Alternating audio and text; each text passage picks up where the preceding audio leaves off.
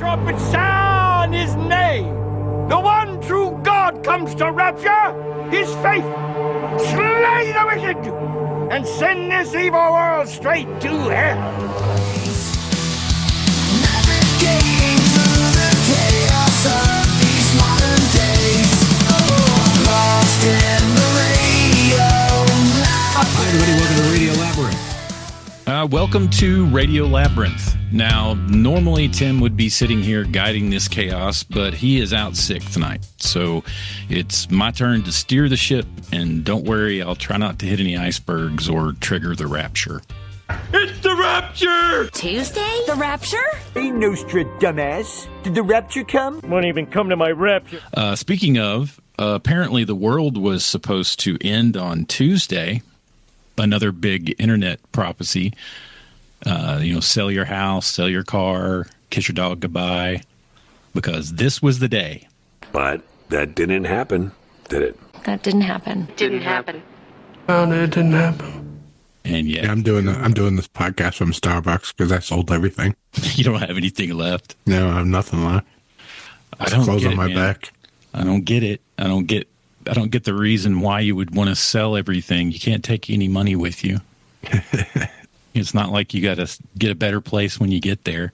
I mean, people were emptying their bank accounts and giving it to like charities or their families who they didn't think were fit enough to get raptured. Wow. I used all the $111 I got from selling all my stuff to buy Trump coin. It's about a Trump coin. Yeah. Just one. You figure that might get you in. Yeah, I don't get that. I mean, I grew up in a religious background, but I don't think it's weird. I don't remember, and I grew up in the Southern Baptist, fire and brimstone, wooden pew church, but I don't remember the rapture being that talked about or that pushed on us, or at least maybe our little sect of Christianity. Yeah, and I was same. I was raised Catholic, and I didn't know. I didn't hear about the rapture until I was in my 20s when I was in college, and I'm like, wait, what is that? So that's not taught to us growing up. Yeah, it didn't help, especially with us being Gen X, growing up in an era when all the movies and all the TV shows were geared towards an apocalypse. Whether it was the Cold War, TV shows, movies, they were pushing you towards, the end's coming and what's going to happen after the end with, you had all the Mad Max stuff. And so it's kind of like pop culture for us has kind of been encapsulated in this, looking for the apocalypse to come. And I think that's why so many Gen X people, we've been there, done that so much. It's not something that scares us like it was supposed to. It's like it could become a challenge to us. Like, who will I become? Yeah, it's like now I've survived like 10 of these things, so. I only know about the rapture from the Blondie song. Debbie Harry's about the only one that anytime that talked about it for you. Let's start with the actual rapture scare from this week. So there's a pastor in South Africa that, at least as far as the internet goes, is kind of the crux of this one. He was predicting it was going to be the end. And like you said, people were selling stuff, giving away homes, getting their deeds and literally giving them away. One, I don't understand why anyone would believe this over, a king in Nairobi wanting to give you part of his treasure. It seems very similar. Everyone nature. knows if the end is coming, you have to cut off your testicles and put on purple Nike shoes. Oh, that's go in the basement of your house. Yeah, that's another one. The the Hale-Bopp Comet crew from that was probably, what was that, 89, 90?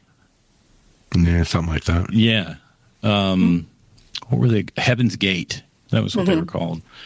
And the dude with the wild eyes that was always on like late night TV talking to people. But yeah, and Y2K, that was another one where people thought, something was going to happen. And I guess psychologically, there's some form of comfort that people get with knowing or believing that they know what's going to happen. It gives them confidence to not be afraid or to feel like they're in control. I mean, I don't know. I mean, even these people that obviously thought they were going to be raptured, right, because of TikTok, you would assume they were religious or studied the Bible or churchgoers. But even in that, like, it's very specific. And Dustin, you probably know this from growing up. Like, a thief comes like a thief in the night. You don't know the day or the hour. So why are you now assuming you know the day and the hour out of nowhere? Yeah. And that's, that was one thing that, we were always, like you said, we were always told no one knows the day or the time. Not even, only God knows. Oh, not the angels in heaven. Right. Jesus didn't know. Yeah. Like, all these, but it seems like much of religion, it's something that can be used as a tool. I don't know what someone would try to accomplish. I don't know what this pastor in South Africa is saying now. Didn't he push it back to October?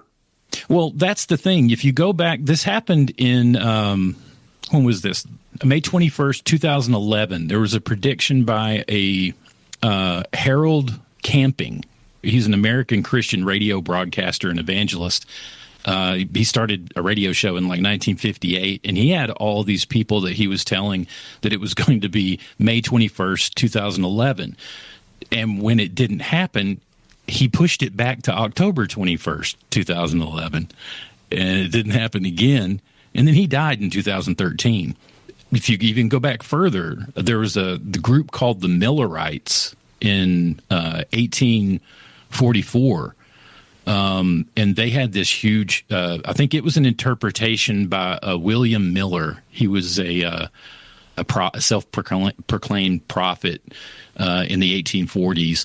And he had a biblical prophecy that it was going to be, this certain date, and it got really pushed out there in with newspapers and things enough to where a large part of the country knew or was aware of this date and this guy's prophecy, and it didn't happen.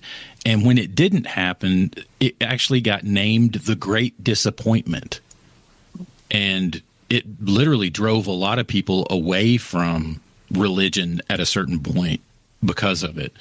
So much so that they named it in history as the Great Disappointment. But when you look at the like you were saying, you just push it back. He did that. The guy later did that.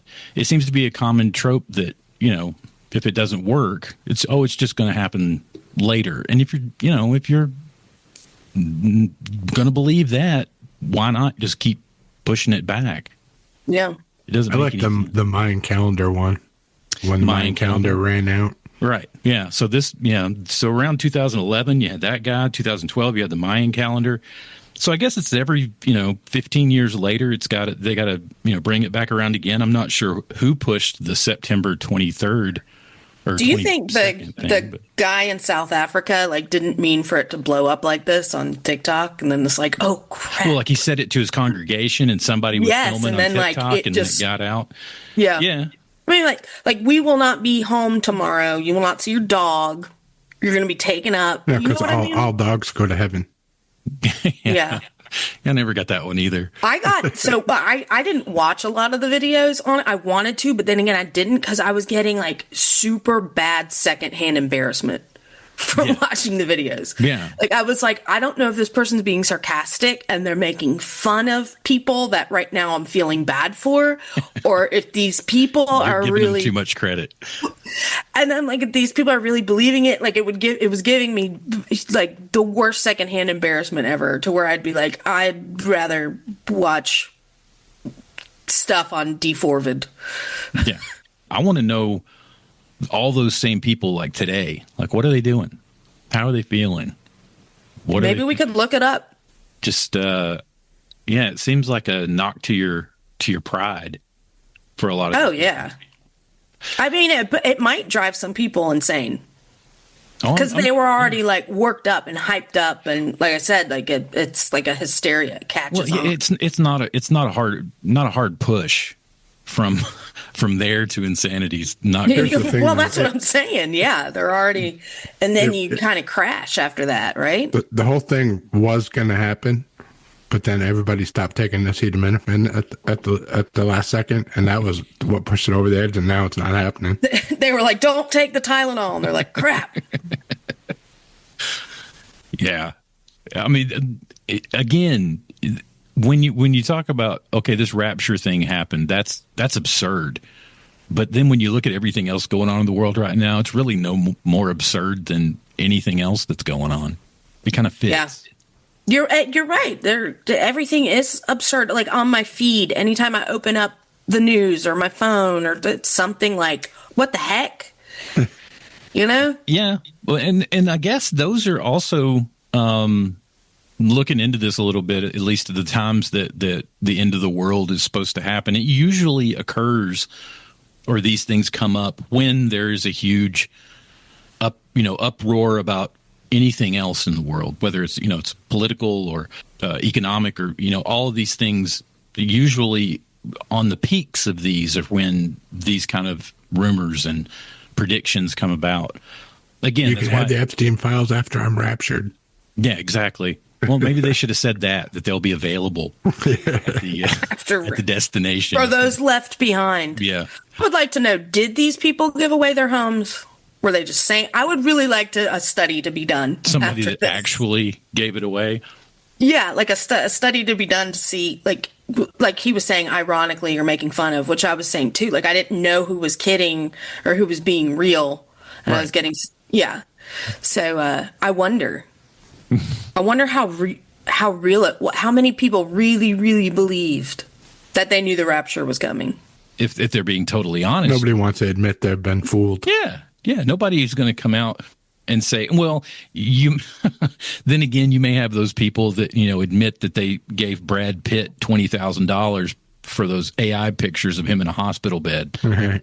I mean, you still get if you've got people that will admit to that. I guess you do have people that will admit to being wrong. But why are they admitting to being wrong, other than to just get the attention that they were getting Views before when they were saying it was going to happen? And that's another thing. It's like about the views and the likes. It's right? attention. Yeah. I did see some funny stuff, like people being like $500 down payment to take care of your pets after the rapture. Yeah. Payment needed before September 22nd. Once again, the world didn't end, but we got a great excuse to revisit all the panic and paranoia that shaped our generation. And maybe that's the real rapture, living through everyone else's failed prophecies and laughing about it later. Oh, Jonestown. Well, that's not really the end of the world. That's just more hysteria. Yeah. That was the one where your husband told everybody to drink the Kool-Aid. Yeah. Yeah. And it wasn't Kool-Aid. It was Flavor Aid. Kool-Aid gets Was the it? worst. Yeah, it was never Kool-Aid. It was the brand was Flavor Aid, which was always the knockoff of Kool-Aid, if you remember growing up. Mm-hmm.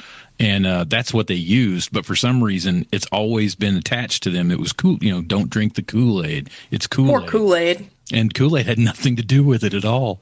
It was Flavor Aid. Kool-Aid and Tylenol. Jonestown.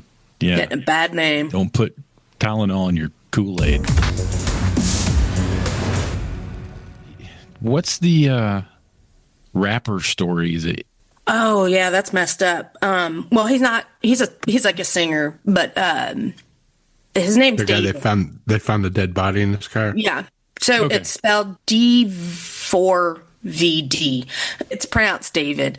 But yeah, a girl was found rotting in pieces in the trunk of his Tesla while he was on his tour. So he's got a U.S. tour, then he's got a world tour.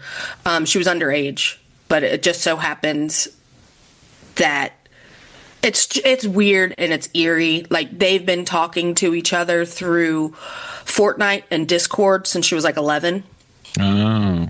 She died before her 15th birthday. So she was her body was discovered like a day after her 15th birthday, and she was a runaway. And he has like songs about her with her name in the title, and it doesn't say he's doing this, but he's also got a song. So song Celeste, which is her name.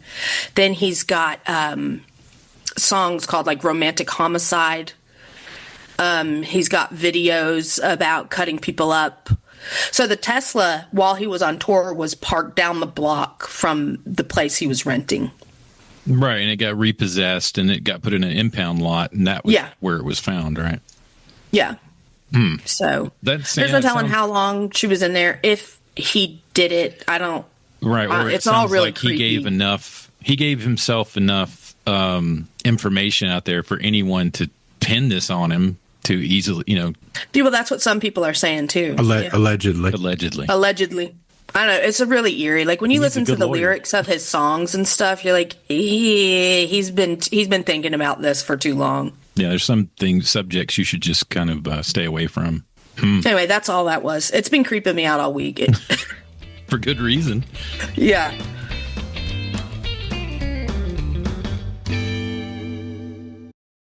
Radio Labyrinth has sponsors. In fact, we have two delightful sponsors I'd like to tell you about right now. The first one being our longest sponsor, Atlanta Pizza in Euro in Conyers, proudly serving the East Metro Atlanta area for over 40 years. Atlanta Pizza in Euro is the place to be, proudly serving you the best pizza and gyros in the city. They're the place to be this fall. They have a huge selection of local Georgia and Southeast craft beers on tap, as well as many others available in bottles and cans. Their featured selection for fall is Scofflaw Brewing's Oktoberfest. Come out and enjoy a tasty ice-cold brew and some fantastic food made fresh to order, and I can attest to that. Their food is amazing. I'm talking about some of the best gyros, pizzas, hot subs, and Greek and Italian specialties around. Stop by Monday through Friday from 11 to 9 p.m. and Saturdays from noon to 9 p.m. And they are closed on Sundays. Tuesday nights, they have team trivia, and that's always fun from 7 to 8:30 p.m. Their food truck is also available, so if you're interested, call Mike at 770-483-6228 for more details or to schedule your private or corporate event.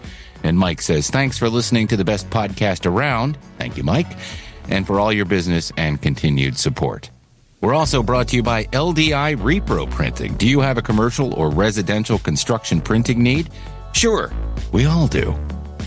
Well, what are you waiting for? Contact LDI Repro Printing of Athens. They've been in Athens, Georgia since 2005, which, if you're like me and good at math, is 20 years. With fast turnaround and affordable prices, call 706-316-9366, or you can email them at athens@ldiline.com. Views. Or Snooze.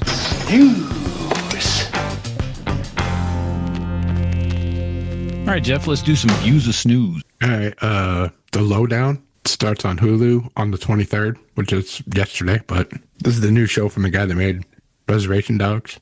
Oh. I'm looking forward to this one. Ethan Hawke is in it. A good part on the last season of Reservation Dogs. Yeah, I've seen a few clips dad. from that and trailers. That character he plays looks like it fits Ethan Hawke very well. Yeah. He plays it really well. Yeah, I'll check that out, sure. Yeah, that looks pretty good. Yeah. Alice in Borderland comes back season 3 on the 25th. Tim will like that. He was big into that one. I've liked the first 2 seasons. I liked season 1 better than season 2, but I've never seen it. I only watched season 1. Yeah, it's weird. I mean, it's good weird, but it's strange. Yeah, I like it. I'll have to check out season 2 again. And Chad Powers, this is the show with Glenn Powell, where he's doing that quarterback character that Eli Manning created. When he's got the prosthetics on his face? Yeah. Yeah. This starts on the 30th. What's that on? Looking forward to it. Hulu? I think it's on Hulu and then FX. Okay. Yeah, Glenn Powell's slowly growing on me. Yeah. I mean, I guess it's one of those things where they put him in enough stuff. He's bound to be in something good for too long. I didn't mind him in the Twister sequel too much. So yeah, we'll check. I'm looking forward to seeing him in that Stephen King. Oh yeah, Running Man. Running Man, yeah. Yeah. When does that come out? November. Yeah. Stephen King's had a good run this year. Let's go to staff picks. My staff pick is audiobook. I started on Mel Brooks, or Young Frankenstein, a Mel Brooks book, the story of the making of Young Frankenstein, and it's narrated by Mel Brooks.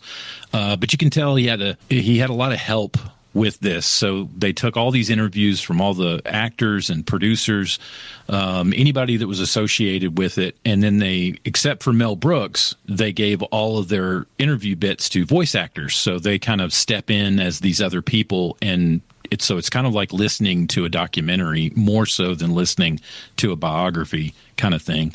But really cool, a lot of cool insight if you like Young Frankenstein and want to know more about that.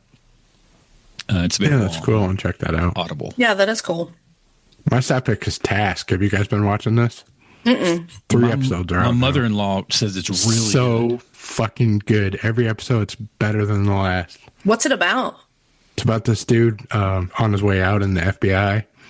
They have him doing like trade shows and stuff. And no, I started that. Yeah. With what's his name? Yeah, the Hulk. The Hulk. The Hulk. Yes. Yeah, we started that. So good. Yeah, I'm Okay. gonna check it out. And the dude from Ozark that played the crazy guy is the main bad guy, and he's really good. Emilia Jones is in it too. Yeah, and she's amazing. They're all doing the Mayor of Easttown kind of Philly accent, but she's British, so it's like twice as hard for her. Yeah. But she does a really good job. 3 episodes are out so far. I'm not sure how many it is, maybe 7 or 8. Okay.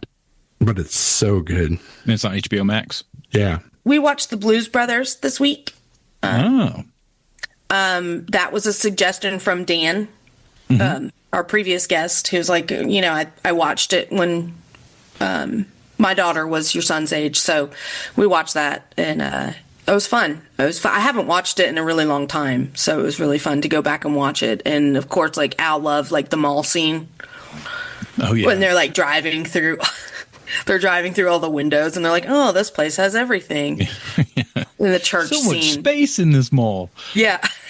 Yeah. So it was good. So And it was great. I loved always looking at it now, I always like to see all the Easter egg stuff in it, like all the actors that were like doing bit parts, like Pee Wee Herman's in it. Yep, that's what Al go. Oh my gosh, I was so impressed with him. Did he know who he was? It's Pee Wee Herman. He goes, it's Paul Rubens, and I was like, I love that you're such a nerd. Like, I love it. And most of the watching, I watch a lot of the reaction videos. Watching a lot of young people watch it now. Nobody catches Steven Spielberg in it at all. Which I didn't. Where's Steven?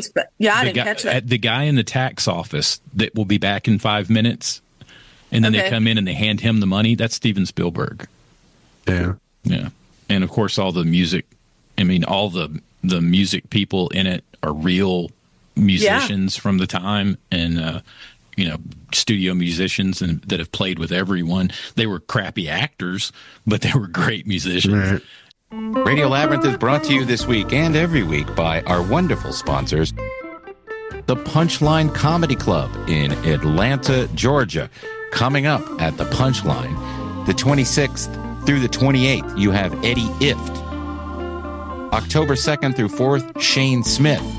On October 5th, Anna Prizzi. On October 9th, Des Bishop. October 10th through the 11th, Liz Mila.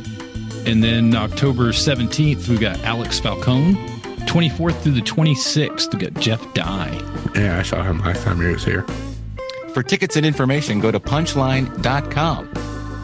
And while you're there, enjoy a delicious meal at the Landmark Diner.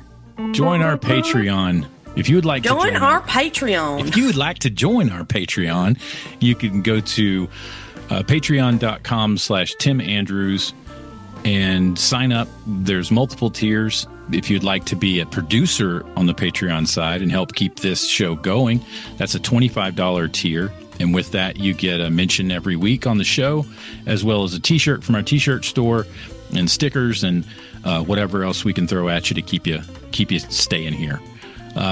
Thanking our executive producers this week. We've got The Walkman, Michael Walker, John Allen, Matt Carter, Chris Chandler, Mike D, Jim Fortner, Terry Fuller, Robbie Neely, Jeff Peterson, Tim Slayton, and Brian and Chelsea Smith. Thank you guys so much for your support. Next week, Tim will be back again. He's he got raptured. You didn't hear? Yeah, well, he's going to be coming back because he was the only one that got raptured yesterday. Yeah. So they canceled it, but he got stuck at the terminal and now he can't get back. Oh, okay. So, yeah. So we'll hopefully they'll get that worked out and he'll get his Uber from heaven and get back down here as soon as he can. Well, when he comes back, will he go right into the clothes that he left on the studio at the studio floor? He's got to find them. Jared probably already. Oh put no, him in the he's closet naked somewhere. right now. Yeah, he's standing there at pearly off. gates, butt naked, just knocking, waiting for someone. And they told him it was over. All right, so until next week, remember to keep it canon. They say all good things come to an end. What's that got to do with this show? Lost in the rain.